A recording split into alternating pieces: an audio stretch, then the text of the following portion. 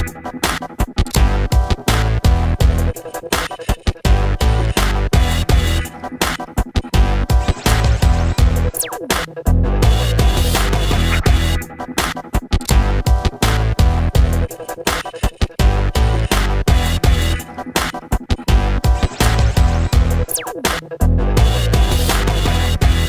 o tema da palestra aí sugere um tema mais voltado aí para ataques à rede sem fio, né? Vai explorar um pouco mais aí da superfície de ataque, né?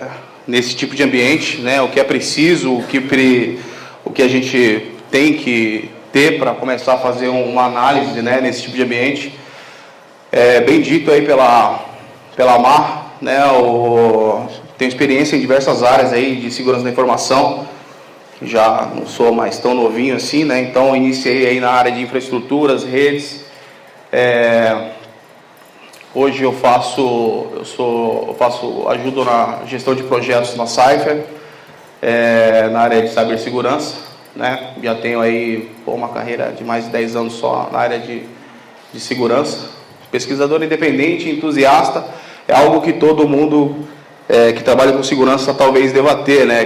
Principalmente as pessoas que gostam aí da área de hacking, né? De ataques e tudo mais. Não podia deixar passar sem agradecer a empresa que patrocinou minha vinda ao evento, né? A Cypher, mega empresa, né? Líder em segurança no mercado. Tem um dos melhores times de segurança, né? De cibersegurança que eu já trabalhei na vida. E é isso aí, né? Esse slide aqui remete um pequeno aviso aí, apesar da Cypher ter me patrocinado, ter me trazido ao evento, né? Todo o conteúdo da apresentação aí é de responsabilidade minha, né? Tanto todo o conteúdo, enfim, é de total produção minha, né? Essa é uma pequena introdução, sem enrolação, né? Introdução, conceito, ferramenta e algumas técnicas, né? Gostaria de ter trazido alguns hardwares que a gente tem, né? No laboratório da Cypher nós temos uma gama enorme aí de hardware, né? Para fazer esse tipo de assessment. Bom, toda a comunicação aí feita usando como meio físico o ar, né? Dita uma comunicação sem fio, seja lá qual for, né? Bilhete de pagamento, bilhete de ônibus, né? Crachá de porta, alarme de carro, alarme de casa, é tudo feito via comunicação sem fio, seja ela por algum tipo, né? Coloquei aqui radiodifusão e radiocomunicação, basicamente usam a mesma coisa, propagação usando o meio físico, usando como meio físico o ar, por radiofrequência, por onda de radiofrequência, né? A diferença é que a radiodifusão é para uma, tipo rádio, né? Propagação de informação aí para uma gama para um monte de gente, né? Radiocomunicação é comunicação onde eu recebo e envio informação pelos dois pontos. Um pouco de conceito aí, né? Um pouco de introdução mesmo, né? As vantagens de usar rede sem fio são muitas, né, portabilidade, escalabilidade, flexibilidade, produtividade, baixo custo de instalação e implementação, mas tem desvantagem também, né? Tem um esforço muito maior para poder deixar a rede segura, né? Para poder deixar as comunicações aí num patamar aceitável de segurança, né? O mínimo possível, pelo menos. Daí eu trouxe aí umas imagens aí, mais para ilustrar mesmo, né? Os diferentes tipos de comunicação que a gente tem. Aquela primeira figura ali é um aparelho de insulina, né? O primeiro ponto, ele fica monitorando aí os níveis de glicose no corpo, ele dispara um sinal aí pro aparelho disparar uma carga de insulina. Alarme de carro, radiocomunicação, alarme de casa, portão automático, Wi-Fi, GSM, celular, 3G, 4G, enfim, cara, são todos esses itens e muito mais que a gente usa aí, algum tipo de comunicação sem fio para operar. Alguns pontos chaves aí de conceito, né? Que é o que eu preciso saber, né? Para começar a aprender, para partir para uma análise, né? Tipo de frequência, largura de banda, taxa de transmissão, preâmbulo, né? Que nada mais é que um cabeçalho, como se fosse um cabeçalho de dados, né? Que é usado aí na comunicação sem fio, o tipo de modulação. Então são coisas que necessariamente você vai precisar levantar para começar a fazer uma avaliação em qualquer rede sem fio. Essa figura aqui, ó, ela é o tipo de modulação, né? Então, quando a gente fala de modulação, eu tenho analógico e digital. A modulação analógica ela é feita em ondas, né, senoidais e tal. E aí quanto mais baixa a frequência, mais longo o alcance, né? Ela perde menos, né? Ela alcança mais lugares. Quanto maior, o alcance é menor, né? O Wi-Fi de casa, geralmente ele opera uma frequência de 2.4 GB, né? O alcance dela é bem pequeno, né? Teoricamente, né? Então a onda de cima é uma onda digital, né? Ela é convertida em sinais digitais. Ela é um pouco diferente, como vocês podem ver. Ela cabe mais dados, né? Ela comprime melhor aí os dados para ela transmitir mais coisas. Ainda falando de conceitos, né? Para dar um pouco, para contextualizar um pouco mais aí, protocolos mais comuns usados, né, na comunicação de rede sem fio, o Bluetooth, Z-Wave, Zigbee, Wi-Fi, celular, aqui ó, várias frequências, né? Então cada tipo de comunicação exige uma frequência diferente. Propagar a mesma frequência no mesmo campo numa mesma área gera interferência, né? Tanto que a Anatel que faz esse tipo de regulamentação na atualidade, e é ela quem controla as bandas autorizadas a serem propagadas aqui no Brasil. Coloquei aqui rádios customizados, que geralmente quando existe uma implementação muito específica que funciona numa faixa de frequência diferenciada ou não autorizada, eu preciso construir um hardware que fale com essa rede, que leia e que interaja com essa rede, que tenha as mesmas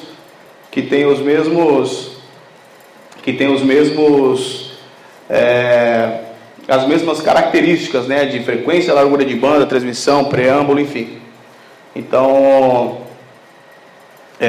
muitas vezes, para se fazer um assessment numa rede ou num ambiente customizado, né, a gente precisa construir um hardware e encaixar ele ali dentro desse ambiente de forma que ele consiga ler, né, os dados passando.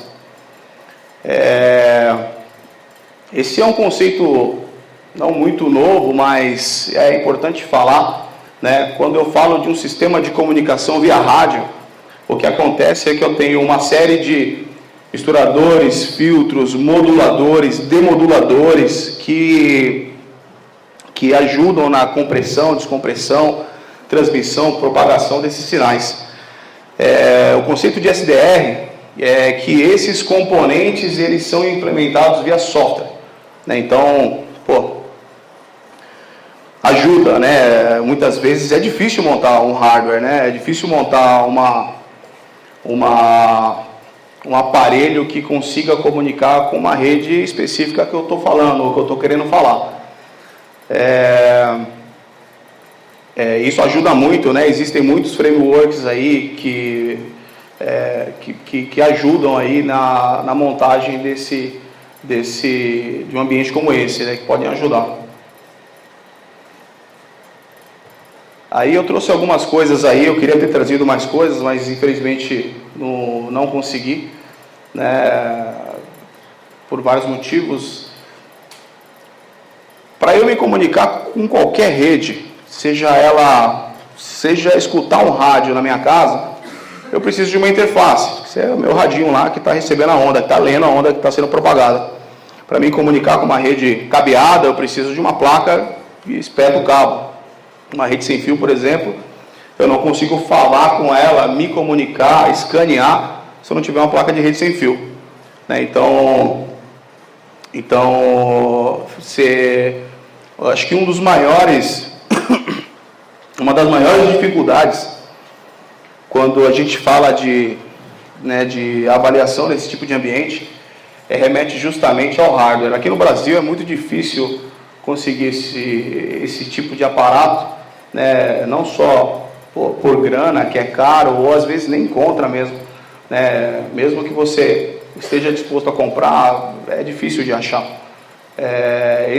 Eu acredito que é um dos maiores empecilhos aí para a gente começar a avaliar esse tipo de ambiente. Eu entendo que em muitos aspectos segurança da informação é algo ainda muito reativo. Né? Então, os ambientes mais seguros são sempre os mais testados. Né? Os ambientes públicos, os ambientes que você tem mais acesso, os ambientes que são mais baratos, que você não gasta muito para poder se conectar a ele. À medida que o acesso a esse tipo de hardware limitado, você tem um nível de testes nesse tipo de ambiente muito menor. Né? Um exemplo é rede GSM, né? Rede 3G, 4G, enfim, rede celular. Né? Existem muito poucas pessoas atualmente no Brasil que tem uma estação rádio base em casa para testar, né? Para ler o que está passando no ar. Mais para frente eu vou mostrar um simples aparelho de TV digital. Você consegue ler esse tipo, o que está passando no ar de rede celular. Mas enfim, é isso. Isso aqui é o HackerRF, né? É um dos aparelhos que a gente tem na Cypher, que eu tenho no meu laboratório pessoal também. É um SDR que ele fala de 1 mega até 6 GB. Né? O que isso significa? Significa que eu consigo ler desde badges de porta até uma rede celular que funciona aí a 6 GHz. Né? Existe um outro componente também nessas redes sem fio, que são os transmissores. Né? Alguns transmissores imprimem muita potência de sinal para poder propagar uma rede de alta frequência por longas áreas. Né? Mesmo assim, quando eu amplifico esse sinal, eu ponho força nesse sinal, eu também amplifico o nível de ruído que tem nele.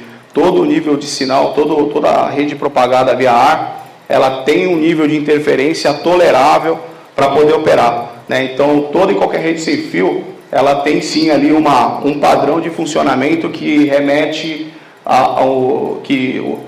que precisa ter um nível de ruído máximo aceitável para poder comunicar, né?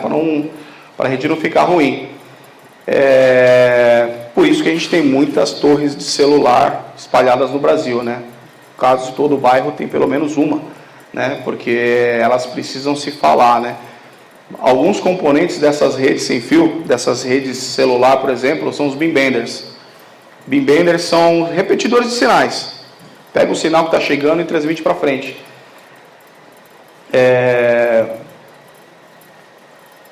Esse é um dos melhores SDRs do mercado, né? Custa $300 mais ou menos.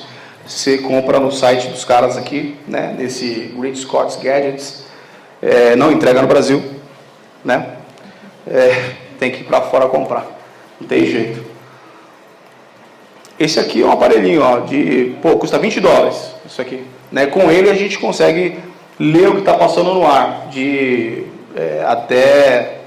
até 6 GB mais ou menos, se eu não me engano. Ele tem uma faixa de frequência específica, que é o mesmo sinal da rede digital.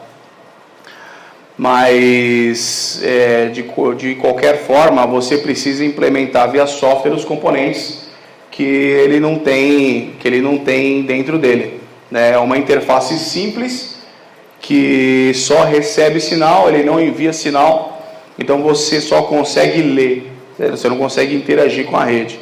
Mas é muito útil para algumas avaliações, por exemplo, de qualidade de sinal. Quando você tem um sinal muito ruim numa determinada área, numa rede GSM, por exemplo, uma rede celular, você consegue ver os níveis de ruído, os níveis de sinais, os níveis de transmissão e os níveis de qualidade como um todo, né, que está passando na rede. Esse aqui é um outro brinquedo legal que a gente tem lá, né, é o Yardstick. É uma das ferramentas que compõe o nosso arsenal na Cypher, né, de componentes. É uma ferramenta que funciona até 1 GB, né, serve para muitas coisas, avalia muitos sistemas de transmissão também. Tem o RFCAD, que é um firmwarezinho que é baseado em Python, que ajuda também ajuda no assessment, né, ajuda na leitura. Tanto esse como o Ubertooth, né, um outro aparelho, um outro SDR aí que é mais voltado para Bluetooth, que também ajuda em diversos tipos de assessment, né? Existem diversos tipos de firmwares para eles também, e à medida que a necessidade pede, você adapta ali conforme a sua precisão no momento. Alguns tipos de técnicas, né, alguns tipos de ataques. Eu coloquei pelo menos 3 aí, que são os 3 principais, né, as 3 principais ameaças aí inerentes a esse tipo de rede sem fio. Não aprofundei muito tecnicamente nesses tópicos,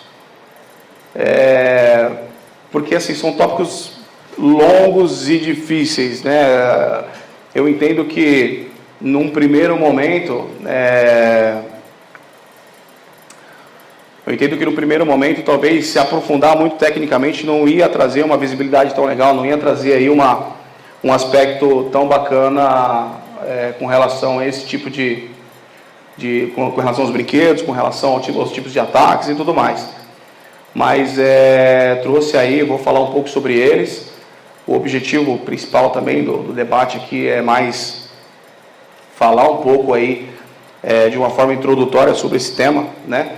Poderia ficar falando semanas sobre isso, né? É um tema que eu gosto muito e é um tema que é muito interessante, tem muito material, né? As normas que regem cada tipo de tecnologia são normas grandes, leitura pesada, né? Então, para implementar qualquer tipo de sistema que funcione em cima desses tipos de redes, é sempre um trabalho que demanda muito esforço, né? Esse é um jammer, né? A função dele é gerar ruído na rede, interromper comunicações, fazer com que o ponto A não se comunique com o ponto B, né? Existem diversos tipos de jammers também, cada um funciona numa faixa de frequência diferente, cada um opera ali dentro de uma faixa até grande, né, de frequência. Não vende no Brasil, mas dá para comprar aí no site chinês, né? Dá para fazer um também, para quem gosta, né, de Arduino, pode brincar um pouco com isso. É legal portar um, tá, gente? É legal portar, comprar, andar com ele. Geralmente é um aparelho que quem rouba carro usa isso daqui para bloquear o GPS ou bloquear o sinal do celular, né? Geralmente quem tem o rastreador funciona o GPS ou via celular. Se assemelha muito ao DDoS, né, cara? Ele interrompe mesmo as comunicações. Aqui não dá para ver direito, mas aqui geralmente fica um switchzinho com 6 ou 8 botões. Lá, aproveitando para falar, lá aqui no aeroporto de Porto Alegre mesmo, tem uma galerinha dos táxis que estão fazendo isso para impedir o sinal do Uber. Verdade mesmo, verdade mesmo. Não sei se sei lá, se é o caso. Isso usa em presídio também, né? Os caras usam em presídio para bloquear o sinal do celular do... os caras que estão lá dentro, quer usar o celular, os caras jogam desse aí. Mas, de qualquer forma, é legal portar um desse, tá? Mas sim, compra, se você comprar no site, vem para sua casa. Por que ele tem aquelas chavinhas, né? Que eu tinha comentado. Por conta... É uma seleção, um selecionador de banda. Cada botão, né? Cada switchzinho que ele tem ali, cada interruptor, é uma faixa de frequência que ele opera, que ele derruba.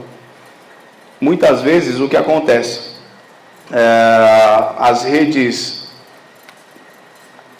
3G e 4G ainda são muito seguras, né? Cai naquele lance que eu te comentado que por motivo de ter sido pouco testado, às vezes a segurança, a China não tem um nível de maturidade de teste ou de segurança em cima dessas redes. Mas quando eu vou fazer um assessment, por exemplo, numa rede 3G, 4G, eu uso um jammer para bloquear o sinal 3G de 3G para cima. Deixo passar somente 2G ou 2G. O celular, quando ele tem alguma interferência no campo onde eu estou, se tem sombreamento ou se tem alguma interferência de qualquer tipo que meu celular não consiga falar no 4G, no 5G ou no 3G mesmo, ele cai para 2G,5, que é o Edge, né? Ele fica com aquele sinalzinho com um Hzinho mais lá.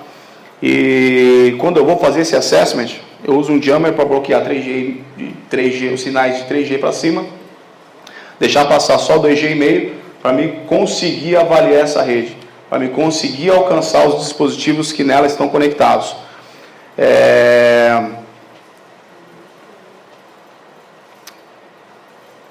É para isso que é usado, né, o jammer, né? Além de todas as outras coisas que a gente pode imaginar, aeroporto, presídio, os caras usam isso aqui também.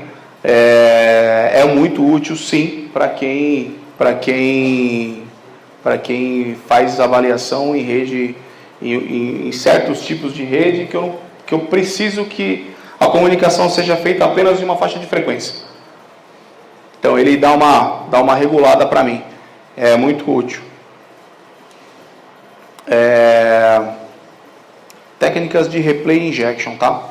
Esse tipo de técnica, o que acontece? Quando eu tenho uma interface que está comunicando com uma rede que eu quero avaliar, e eu consigo ler, receber e transmitir dados nessa rede, o que acontece é que muitas vezes eu tenho os dados transmitidos nela são encriptados, né?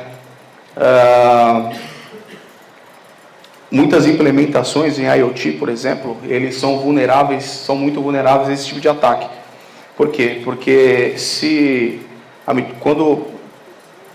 quando surge, né, esse tipo de trabalho, e num primeiro momento eu avalio, eu consigo ler o que está passando na rede. Quando não está passando em claro, ele está cifrado, mas ele tem uma outra vulnerabilidade que é o replay. Ele aceita, por exemplo, que eu capture um hash de senha ou um hash de token e injete ele no dispositivo que eu estou testando para ver se ele reconhece, se ele aceita esse hash, se ele faz a autenticação, se ele não tem nenhum crivo de controle que permita que eu simplesmente injete o hash nele e abra, né, ou funcione, ou comunique com ele, né? Tem muitas portas que funcionam dessa maneira. Via Bluetooth mesmo, até. Quando eu leio os dados que estão trafegando no ar, eu consigo capturar os hashes e injetar na porta ou na catraca e ela abre, entendeu? Aqui eu coloquei retransmissão, injeção de dados, né? Como se fossem legítimos, né? Qual que é a proposta, né, do IoT, né? Ter uma baixa de dispositivos IoT, né? Ter uma baixa um baixo custo de implementação, baixa energia, baixo uso de banda, baixa memória. Tem que ter um aparelho limitado, ele não consegue muitas vezes selecionar esse tipo de detectar ou selecionar ou implementar algum tipo de crivo que me impeça, né, de usar uma técnica como essa, tá? Mas sim, muitas vezes, em muitos dos casos, eu consigo ler o texto em claro, tá?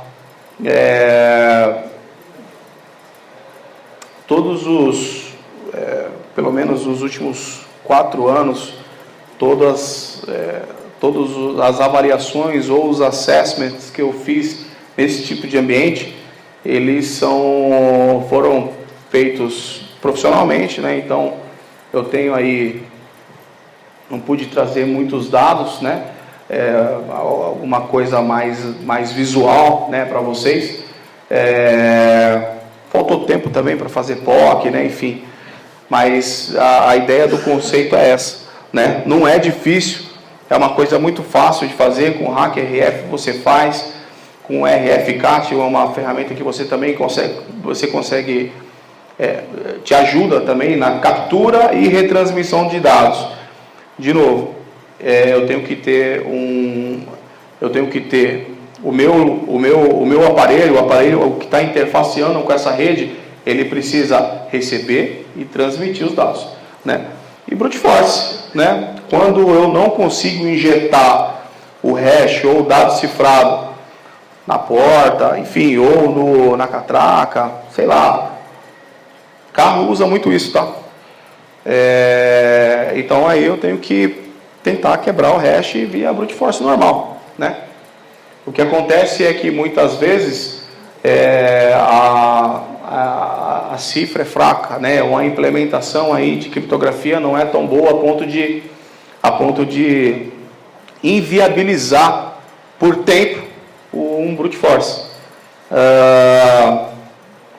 O que eu tenho percebido, né, que tem aparecido, né, no mercado muitos tipos de empresas interessadas em fazer esse tipo de teste, né? E por que isso é tão difícil, né? De novo, é por causa do hardware, né? É difícil encontrar um hardware desse no Brasil. É difícil ter acesso a esse tipo de hardware.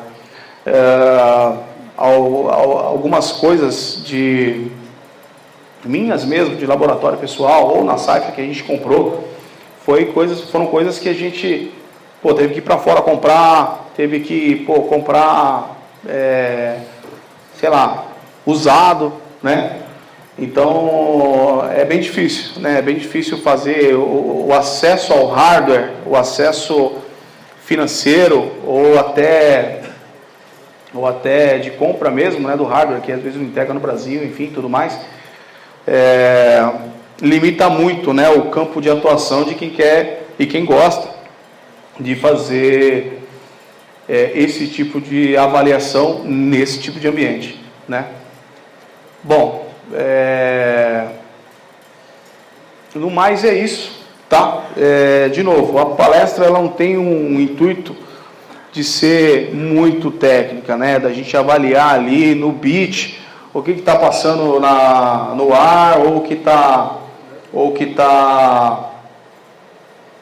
está, enfim, sendo transmitido via algum tipo de tecnologia. A minha ideia aqui era mais trazer para vocês o que é preciso para começar a fazer um tipo de avaliação como esse, e o que precisa para você começar, as coisas que você precisa aprender, né, para começar a fazer avaliações nesse tipo de ambiente, né?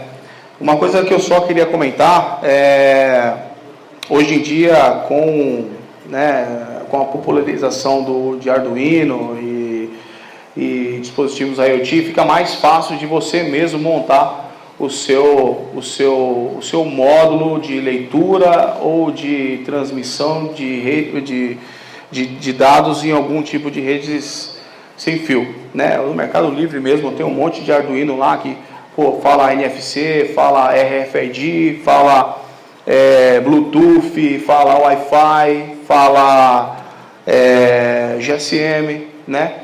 A gente tem aquele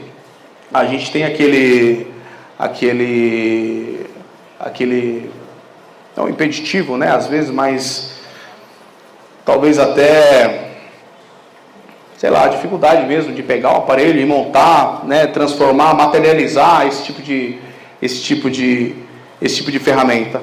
Mas sim, né? Em muitos dos casos vocês vão ter que fazer, né? O próprio aparelho. E é isso, pessoal, né? Foi uma introdução mesmo. Espero que vocês tenham gostado aí. E, estou à disposição, né? Precisarem, né, tem LinkedIn aí, tem rede social, né? Precisar tirar alguma dúvida aí, fique à vontade, por favor, tanto agora para perguntar alguma coisa também.